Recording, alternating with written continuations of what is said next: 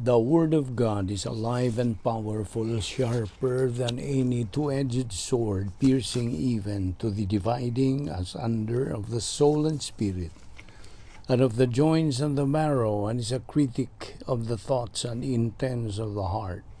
All Scripture is God-breathed, and is profitable for doctrine, for reproof, for correction, for instruction in righteousness, that the man of God might be mature, thoroughly furnished unto all good works. Study to show thyself approved unto God, a workman that needeth not to be ashamed, rightly dividing the word of truth.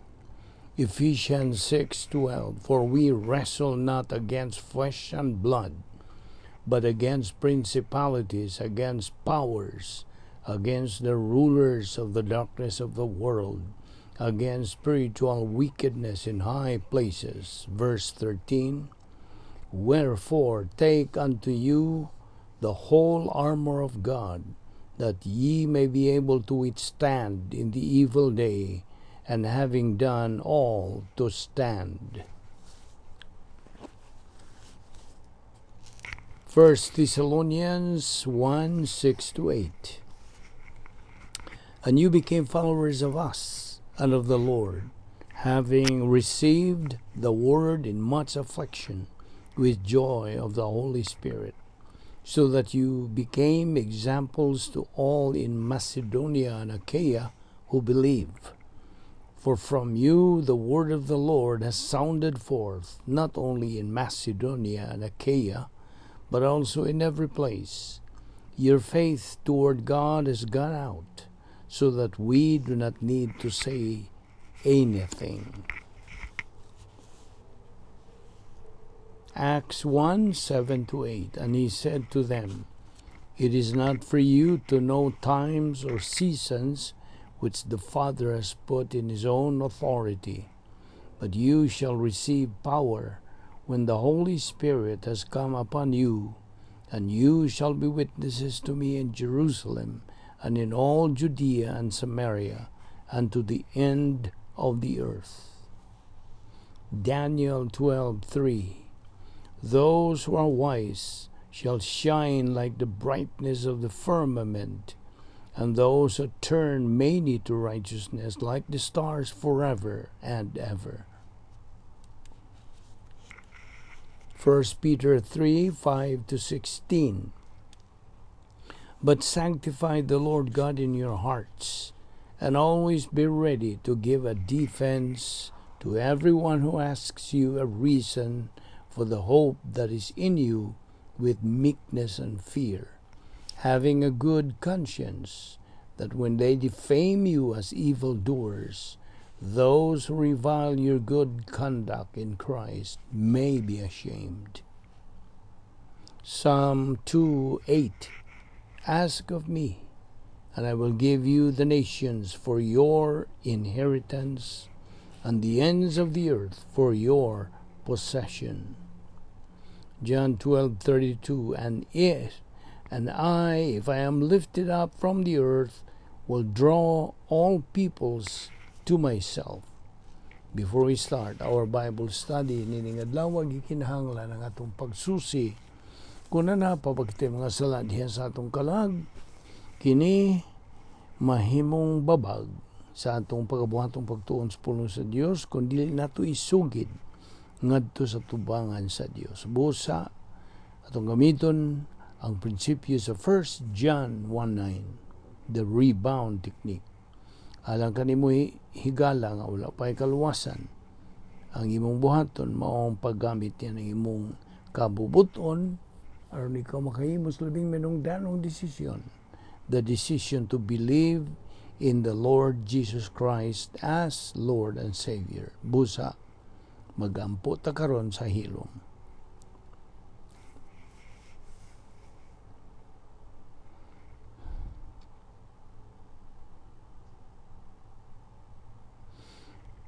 Ang mahana mong langit noon, nagapasalamat kami kanimo ning lain usab nga higayon nga imo kami gidala dinhi aron kami makapadayon sa among spiritual momentum pagtuon sa imong pulong aron sa pagpakaon sa among tagsa kakalag ingon nga imong mga anak, aron kini mutubo hangtod magakabot sa tumong niini nga mao ang espirituhanong pagkahamtong, the capacity stage, diin ikaw mahimaya.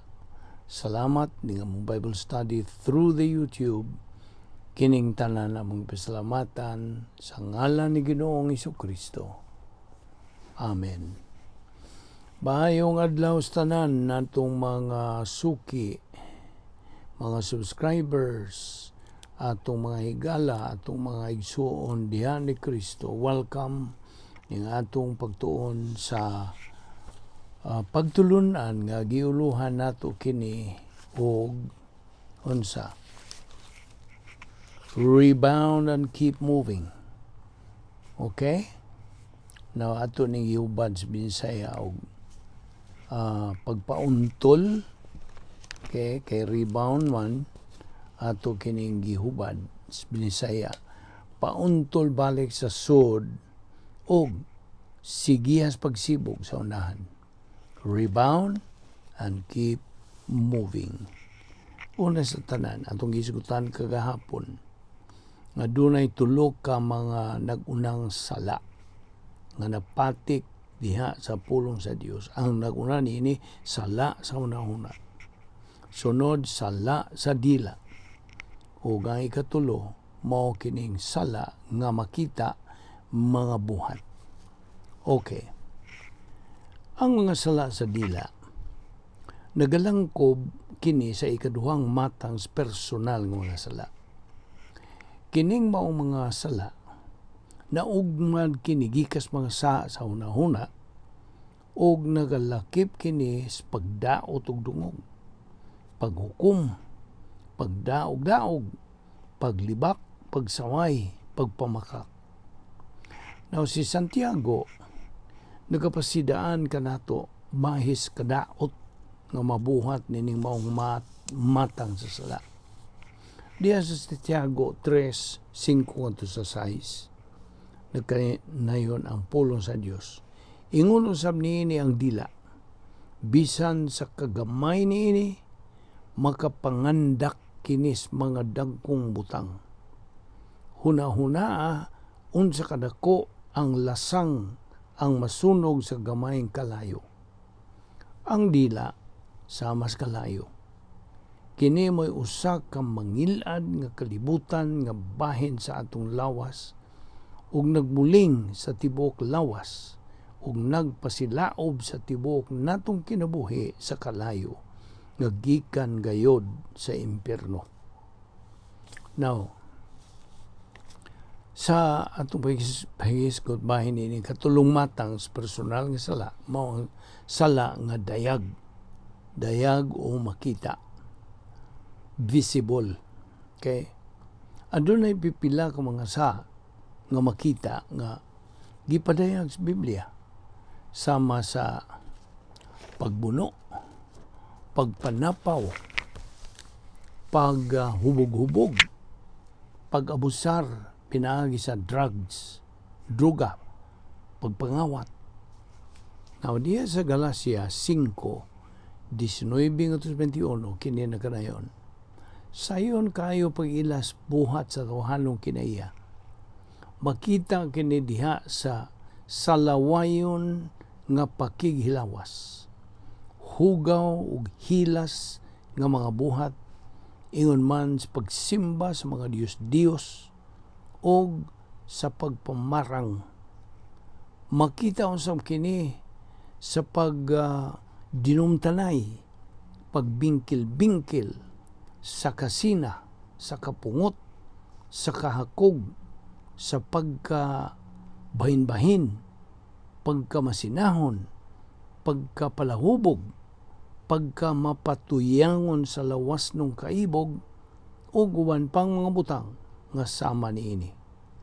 Busa, pasidaan ko kamo o pasidanan ko kamo karon sama sa akong gihimo kaniadto, ang magbuhat nini mga butang nga walay dapit o walay dapit sa gingharian sa Dios.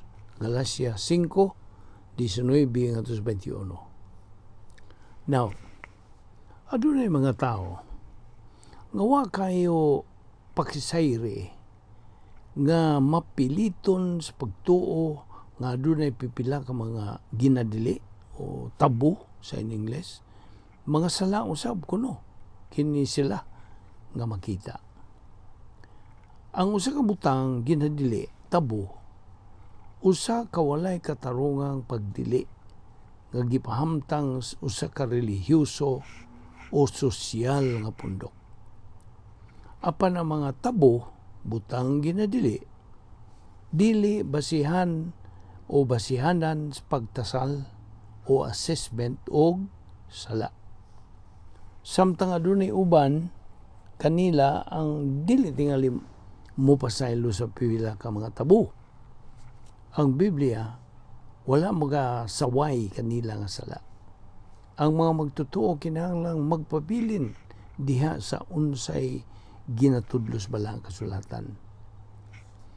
Now, atong isugutan kining dapit sa pagkakusgan, area of strength. Now, ang dapit sa pagkakusgan, mulihok lamang human mo pili ang magtutuo sa pagbuhat og sala o muadto na siya sa pagdumala sa kiniyang magkasasala. Diha sa dapit sa pagkakusganon ang kiniyang magkasasala, mupagawas nag mga buhat nga tawhanong maayo o mga buhat nga patay, mga Hebrehanon 6:1. Kini mga buhat mahimo sa mga magtutuo o mga dili magtutuo. Ang mga resulta mahimo nga susama binasihan ang mga tawhanong sukod. Ang tawhanong maayo, good works, apil na ang filantropo, buhat sa kaluoy o kamatabangon, makahatag o kaayuhan ngadto sa kaliwatan sa katawhan. Apanalang sa magtutuo, gawas kon ang pagdasig nagagikan sa pagpuno sa Espiritu Santo, walay espirituhanong bili ang mga binuhatan nga tawhanong maayo. Wala. Ang balang kasulatan nagaila sa kalainan tali sa mga mayong buhat nga may espirituhanon ug dayon ng bili sa og mga mayong buhat nga may bili nga lumalabay lamang. Now, this 1 Corinto 3:12-15 nagkanayon ang pulong sa Dios. May pipila nga mogamit og bulawan, plata o bililhon nga mga wato, meaning Diyos ng mayo, divine good, alang sa patukuranan na si Kristo. Ang uban, mga magtutuo, mugamit og kahoy, sagbot o dagami. Tawhanong maayo kini, human good. Ug ang kalidad sa binuhatan sa tagsa-tagsa, makita unya sa adlaw nga kini ibutyag ni Kristo. Lingkuranan ni Kristo sa pag-ukom, pinagi sa kalayo. Kung ang gitukod sa tao diha sa patukuranan, dili masunog, magkadawat siya ganti. Apan kung masunog kini, tawhanong maayo, mahanaw kini gikan kaniya, apan maluwas siya, samara nga nakalatas siya sa kalayo. Now, base sa itong limitado nga pagpananaw, ang tanang binuhatan nga maayo, murag susamara silang tanan, di ba? Apan ang Diyos, nagapakita sa kalainan niya itong gibuhat, pinasikat sa gahom sa kinaiyang magkasasala, kaysa niya itong gibuhat, pinasikat sa iyang gahom. Ang mga binuhatan nga tawhanong maayo, human good, kahoy, kugon, ug dagami, kini sila way espiritual ng bili. Ug dili magantihan dito sa langit, ug dili makahimaya sa Dios. Kining nasoy mga maayong binuhatan, di madawat sa Dios. Dili. Isaiah 64:6, sama kini or sama kami sa taong hugaw ug ang among matarong buhat sama lamang sa hugawng pahiran.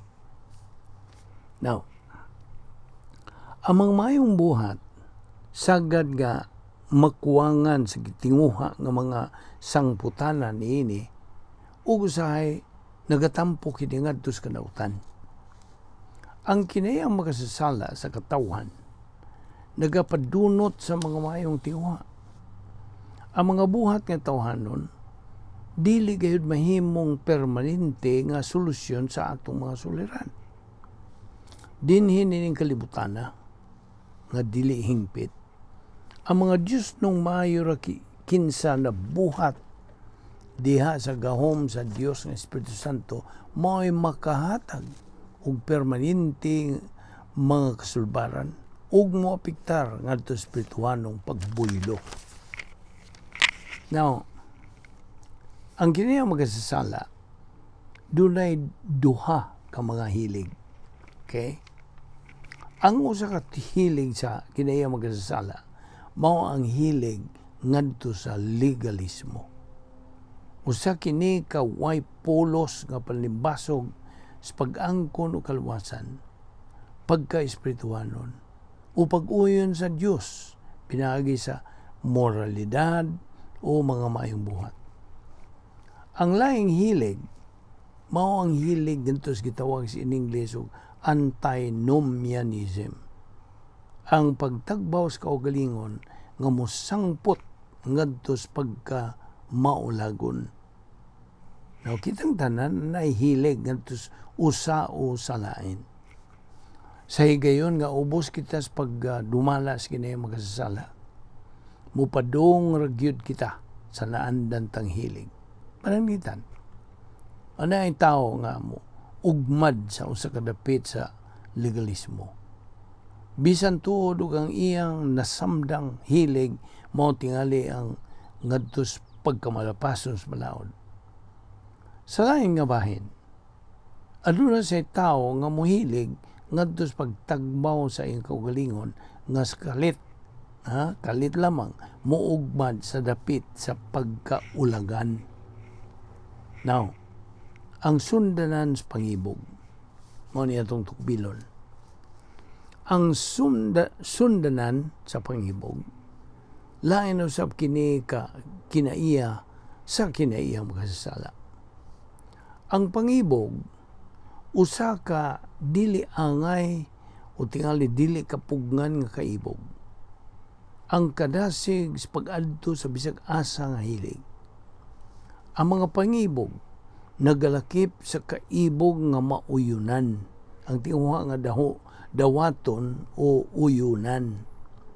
Kaibog nga magamhanan. Lawas nung kaibog. Kaibog sa paghugoy-hugoy, kaibog sa salapi, kaibog sa mga kabtangan, lapas sa kasarangan nga ambisyon, nga musangpot sa lapas usab sa kasagaran nga pag-indigay, kaibog sa pagpanimalos, kaibog nga kriminal, kaibog nga kimikal, crusader lust, kaibog sa kahilayan. Ang pagtagbaw sa tinguha sa pangibog, dili magakabot og malungtarong kalipay nga mahatag lamang sa Dios. Sa dihang dumalahon kita sa sundanan sa pangibog sa kinay magkasasala, mamahimo kitang mga ulipon sa atong mga tinguha. Roma 7:14 o mahimulag sa kamatuoran. Ayaw kayo paghukom og tao tungod ang ilang mga kaluyahon, dili imuhang mga kaluyahon. Mateo 1:1-5. Bisan ang mga hamtong Kristohanon may sukamon sa pagpakasala. Yes. Nakaingon kag dili. May sukamon pag yun ang mga hamtong Kristohanon. Mahitabo tingali nga ikaw magmalig-on, diin sila magmaluyahon. Ang kinahanglanon kaayo nga prinsipyo bahin og mga relasyon ngadto subang mga magtotoo mao ang pagtugot kanila sa pagkinabuhi sa ilang kaugalingong kinabuhi ingon ngadto sa Ginoo. Ang matag usa kinahanglang moatiman sa tago sa ilang kaugalingong mga sala sa atubangan sa Ginoo. Karon tong tugbilon kini sukdanan sa Dios bug-os. Relasyon nga dayon atua sa lingin sa itaas. Now, unsa man ning lingin sa itaas kini mo'y nagarepresentar sa dayon ng relasyon ato ng Ginoong Kristo. Okay? Ang lingin sa itaas, kay ang lingin sa ubos ato ning isgutan karong taon. Okay. Relasyon nga dayon ato as lingin sa itaas. Sa dihang mutuo kita ni Hesukristo, di na mawagtang ang kalwasan gikan kanato, dili na. Ang atong kasiguruhan nga dayon pinasikat kinis gibayad ni Kristo sa matag usa ka sala nga nabuhat sa wa pa ug sa human maluwas. Kining maong hingpit nga bayad nagagarantiya sa atong dayon na nga padulngan dito sa langit. Walay bisag unsa ni ining kalibutan dito ba sa langit, dinhi ba sa yuta o ubos ba ding yuta ang makapahimulag kanato gikan sa Dios. Sa gayon sa atong pagtuo ni Jesucristo, dili na mawa ang atong kalwasan. Iman nina. Now, diha sa Roma 8:38-39, kay nakasiguro ako nga walay bisan unsa nga makapahimulang kanato gikan sa iyang gugma. Bisan ang kamatayon o kinabuhi, o mga anghel, o ang mga langit ng pamunuan, o mga gahom, o ang mga butang karon ug sa umaabot nga kapanahunan, bisan ang kalibutan sa itaas o sa ilalom, wala gayoy bisan unsa sa mga binuhat nga makapahimulag kanato gikan sa gugma sa Dios nga naato pinaagi kang Kristo Jesus nga atong Ginoo. Roma 8:38-39. Sa higayon nga kita mutuo, okay? Ang Espiritu Santo mubutang kanato sa pagkahiusa ngadto kang Kristo. Ang dili na mabakwi nga kahimtang nga relasyon nga dayon. Ang balaang kasulatan naghingaan ni ining maong pagkadugtong kang Ginoong Kristo pinagis pag pamulong diha kang Kristo in Christ. 1 Corinto 15:22 gidugang ang italics niini.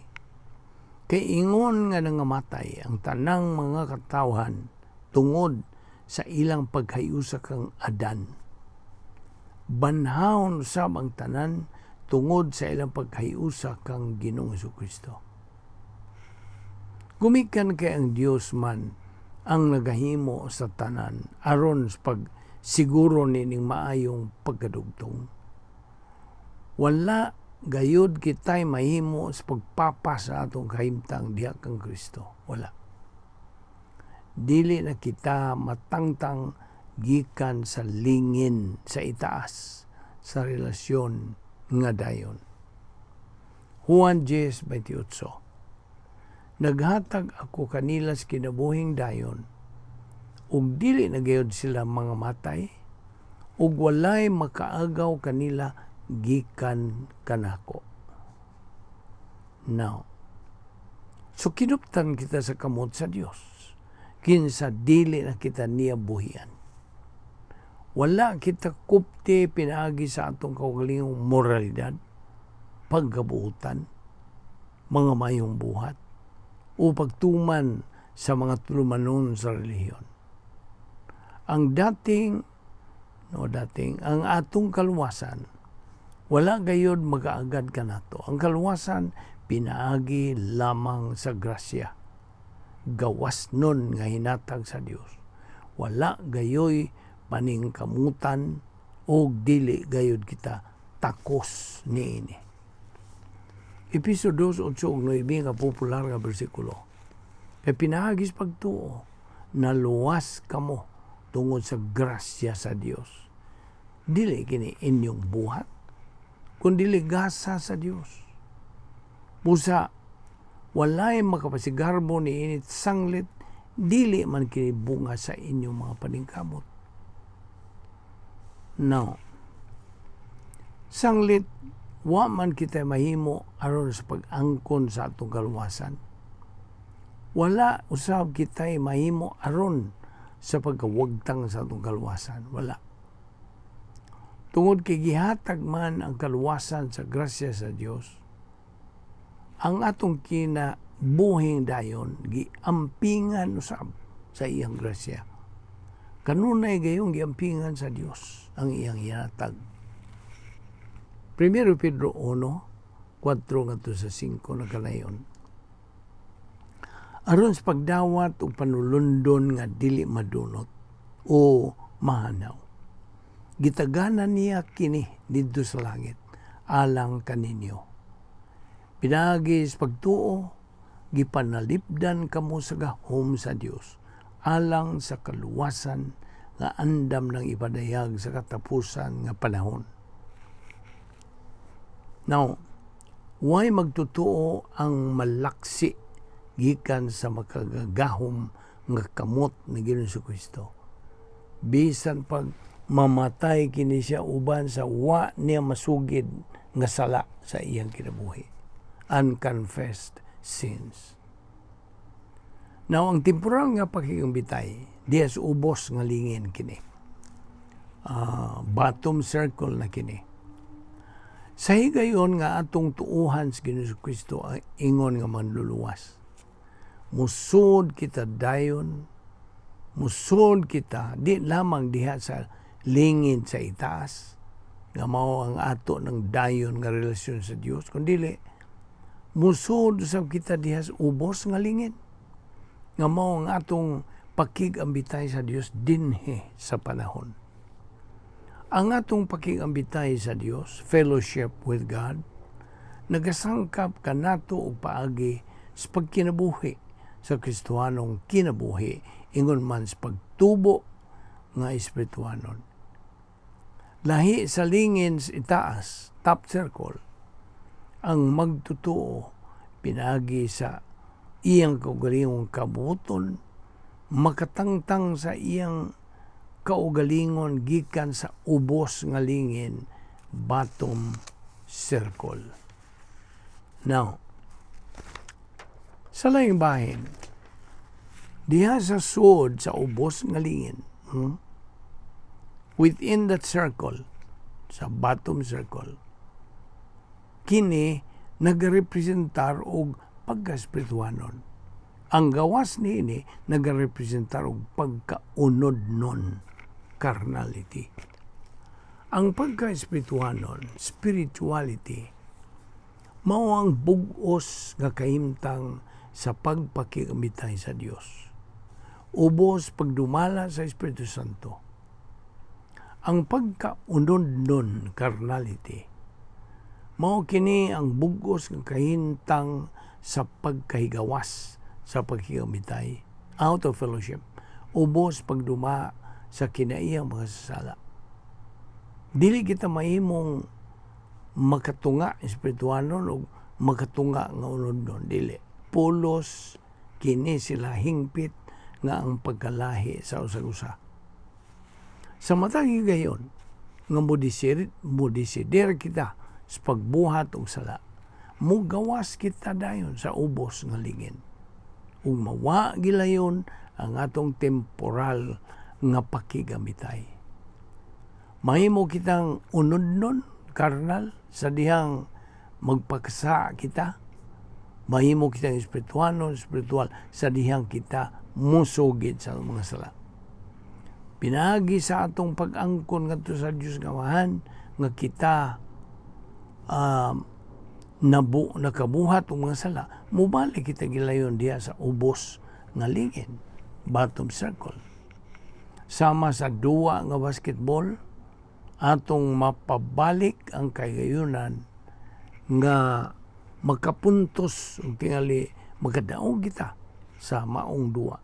Pinaagi sa pagpauntol sa bola balik sa sud sa ring.